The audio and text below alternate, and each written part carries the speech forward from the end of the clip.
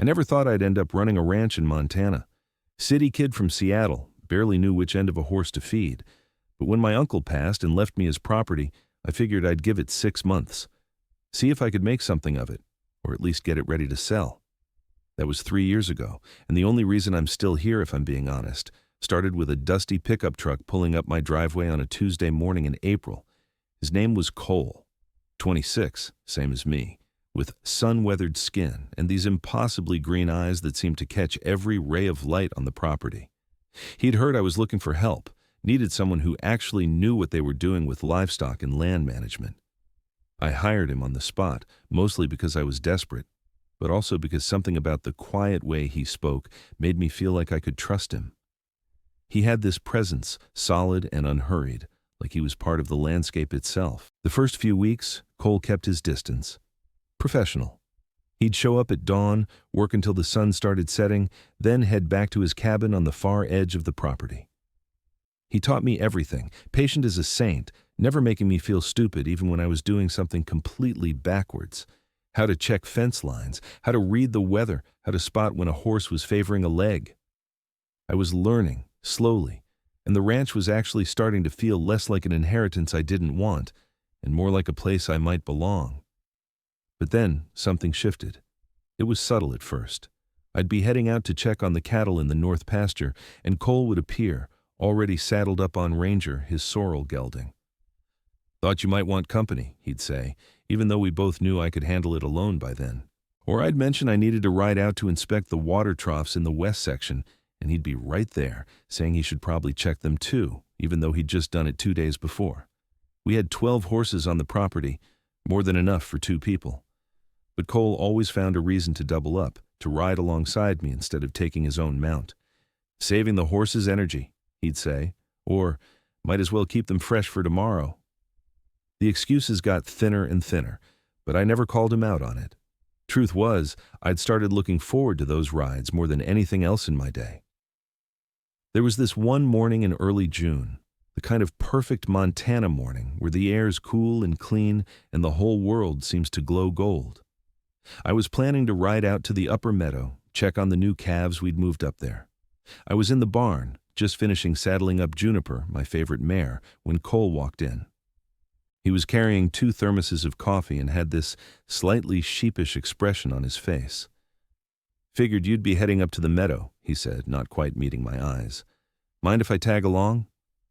I gestured to the other horses. "You could take Cisco or Pepper. They haven't been out in a few days." "Could," he agreed, moving closer. "But Juniper's the smoothest ride, and it's a long way up that trail. Easier on 2 riders, I think." It wasn't easier. We both knew it. But I found myself nodding, adjusting the stirrups, my heart doing this strange flutter in my chest. Cole swung up behind me with an easy grace, settling into the saddle like he'd done it 1,000 times. Which, I was starting to realize, maybe he had. His chest pressed against my back, his arms came around either side of me to hold the saddle horn, and I could feel the warmth of him through my shirt. We rode in silence for the first 20 minutes, just the sound of Juniper's hooves on the trail and the morning birds calling. But it wasn't an uncomfortable silence. It felt full, somehow, charged with all the things neither of us was saying. I could feel every breath Cole took, could smell the soap he used and the coffee on his breath when he leaned forward slightly to point out a hawk circling overhead. "You're getting good at this," he said eventually, his voice low and close to my ear. "When you first got here, I wasn't sure you'd last a month." "What changed your mind?" "You did. You didn't run when it got hard. Most people would have sold the place and gone back to the city by now." He paused, and I felt him shift slightly behind me. "I'm glad you stayed." Something in the way he said it made my throat tight. "Yeah?" "Yeah." Another pause, longer this time. "I almost didn't apply for this job, you know. Heard the new owner was some city guy who didn't know anything about ranching. Figured it'd be a disaster. But then I saw you that first day, standing in the yard looking completely lost, and I just, I don't know, wanted to help." I turned my head slightly, trying to see his face. "Just wanted to help?" Cole's breath caught. I felt it against my neck. At first, maybe. But somewhere along the way, it became more than that. Somewhere along the way, I started finding excuses to be near you, to ride with you, to stay longer than I needed to. And I know that's probably not what you want to hear, and I can leave if it makes things weird, but I couldn't keep pretending that I was just your ranch hand anymore. My hands tightened on the reins. Juniper, sensitive creature that she was, slowed to a stop.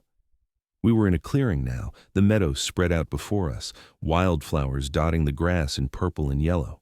The mountains rose up behind us, snow still clinging to their peaks. It was the most beautiful place I had ever been. And suddenly I understood why I'd stayed. It wasn't just the ranch, it was this. It was him. "Cole," I said, my voice barely above a whisper. "Why do you think I never said anything? About the horses? About the excuses?" I felt him go very still behind me. "What do you mean?" I noticed. Weeks ago I noticed. Every time you'd show up with some reason why we should ride together, why you should be there, and I never once told you to take your own horse. I never once suggested you didn't need to come with me." I took a shaky breath. "Because I didn't want you to stop. I wanted you there. I wanted you close." The silence that followed felt like standing on the edge of something vast. Cole's arms, which had been carefully positioned to avoid too much contact, slowly, tentatively, wrapped more fully around my waist. I felt his forehead rest against the back of my head, felt the shudder that went through him. "I've been terrified," he admitted, his voice rough. "Terrified that I was reading this all wrong, that I was just some guy who worked for you and I was about to ruin everything by wanting more." I covered his hands with mine where they rested against my stomach. "You're not just some guy who works for me. You haven't been for a long time." Cole made a sound that was half laugh, half sob. "We should probably talk about this, figure out what it means." "We should," I agreed, but neither of us moved. We stayed there, in that clearing, with the morning sun warming our backs and the whole summer stretching out before us. Juniper grazed peacefully, probably grateful for the rest, and for the first time since I had inherited this ranch, I felt completely certain about something. Eventually, we did make it to the upper meadow. We checked on the calves, made sure the fence line was secure, did all the things we'd ridden up there to do. But everything felt different now, lighter somehow. Cole rode back with his arms around me. No pretense anymore, no careful distance. And when we got back to the barn and he slid down from Juniper, he reached up to help me dismount, his hands steady on my waist. "So," he said, not letting go even after my feet hit the ground. "What happens now?" I looked at him, really looked at him, at the way the afternoon light caught in his hair, at the nervous hope in his eyes, at the slight smile playing at the corner of his mouth. "Now," I said, "we stop making excuses. You want to ride with me? Just say so. You want to stay for dinner? Ask. You want to kiss me?" I paused, my heart hammering. "You don't need a reason." Cole's smile widened and he stepped closer, closing the last bit of distance between us. "In that case," he murmured, his hand coming up to cup my jaw, "I really want to kiss you." "Then do it." He did. Right there in the barn, with dust motes floating in the slanted sunlight and the horses nickering softly in their stalls. It was gentle at first, tentative, both of us still half afraid this was a dream we'd wake up from. But then it deepened, became something more certain, more real. His hands slid into my hair, and mine gripped his shirt, and for a moment the whole world narrowed down to just us, just this. When we finally broke apart, both breathing hard, Cole rested his forehead against mine.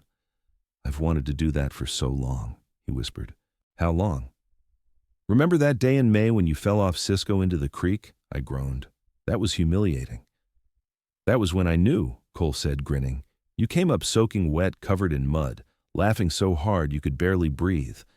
And I thought, this is the person I want to spend my life with, this person who can laugh at himself, who keeps trying even when everything's going wrong, who sees beauty in this place the way I do." I kissed him again, softer this time. "We should probably unsaddle Juniper. She's been very patient with us." "She has," Cole agreed, but he didn't move. "One more thing, though.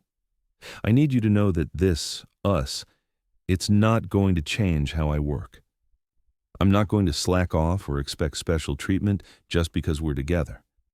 This ranch, it matters to me. You matter to me. I want to do right by both." "I know," I said, meaning it. "That's one of the things I love about you. Your integrity, your dedication. The way you care about this place as much as I'm learning to." His eyes widened slightly. "Love?" I felt my face heat. I mean, it's probably too soon to say that, right? We literally just kissed for the first time, and I'm already dropping the L word like an idiot, and Cole cut me off with another kiss. "It's not too soon," he said against my lips. "Not if it's true. And if you're an idiot, then I am too, because I've been in love with you since that day at the creek. Probably before that, if I'm honest." We did eventually take care of Juniper, brushing her down and making sure she had fresh water and feed. But we did it together, working in comfortable silence, occasionally catching each other's eye and smiling like fools. It felt natural, right? Like this was how it had always been meant to be. That evening, Cole didn't head back to his cabin. We made dinner together in my kitchen, something simple, pasta and salad, and ate on the porch watching the sunset over the mountains. We talked about everything and nothing, making plans for the ranch, sharing stories from our pasts, learning each other in this new way. "I should probably tell you," Cole said as the stars started coming out. "I've been sleeping terribly for weeks, lying awake in that cabin, wondering if I should just quit and leave before I made things awkward between us. Wondering if you could ever see me as more than just the hired help." I reached over and took his hand. "Stay tonight, here with me. No more sleeping terribly. No more wondering." He squeezed my fingers. "You sure?" "I'm sure." And I was. More sure than I'd been about anything in years. That night, lying in bed with Cole's arms around me, listening to his steady breathing as he finally slept peacefully, I thought about all the choices that had led me here, accepting the inheritance, deciding to stay, hiring Cole, never calling him out on his increasingly transparent excuses to be near me.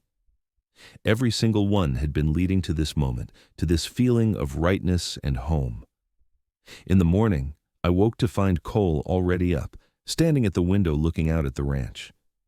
He was shirtless, wearing just his jeans, and the early light painted him in shades of gold. He must have sensed me watching because he turned and smiled, and my heart did that flutter again. "Morning," he said, coming back to bed. "I was just thinking we should probably check the south fence today. Thought I saw some damage yesterday." "Cole," I said, pulling him down beside me, "we both know that fence is fine. You checked it 3 days ago." He grinned, unrepentant. "Okay, fine. I just wanted an excuse to spend the day with you. Old habits." I kissed his shoulder. "No more excuses, remember? You want to spend the day with me? Just say so." "I want to spend the day with you," he said softly.